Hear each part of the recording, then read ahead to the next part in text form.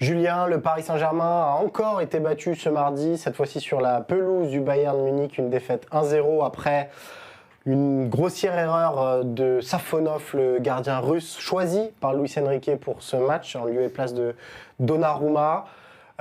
Tu étais aux notes pour Eurosport.fr, tu lui as donné la note de 2. Est-ce que c'est lui le coupable idéal sur cette défaite ? Idéal, je ne sais pas, mais c'est lui le coupable, puisque c'est lui qui commet l'erreur qui amène l'unique but de cette rencontre. Et ce n'est pas une petite erreur, il y a une erreur avant de toucher le ballon, parce qu'il ne se débarrasse pas de, je crois que c'est Musiala qui était devant lui, Ouais. alors que c'est quelque chose qui est quand même très courant, par exemple en Première Ligue, ces fameux blocs d'attaquants. Lui ne s'en occupe pas, ça lui pose problème pour sa sortie ensuite, et puis derrière, son intervention est assez catastrophique, parce qu'il manque le ballon, parce qu'il manque vraiment de conviction dans son geste, Ouais. et à l'arrivée, ça coûte une défaite.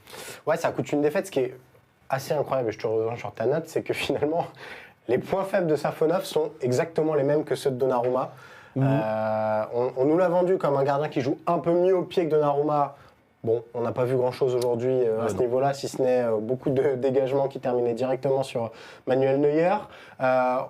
On a vu que sur ces duels aériens où Donnarumma a parfois pêché, Safonov aussi a fait sa boulette. Donc, en fait, Safonov est coupable. Mais de manière globale, il y a aussi ce choix d'aller chercher ce numéro 2-là qui n'est pas du tout l'antithèse de Donnarumma, qui est un gardien qui a à peu près les mêmes points forts que Donnarumma. Et d'ailleurs, il a fait un bon match sur sa ligne, par ailleurs. Il a sauvé quelques trucs, notamment cette frappe de Musiala en deuxième période. Mais c'est incroyable d'avoir en fait 2 fois le même gardien. En gros, Safonov, c'est la version 1.0 de Donnarumma.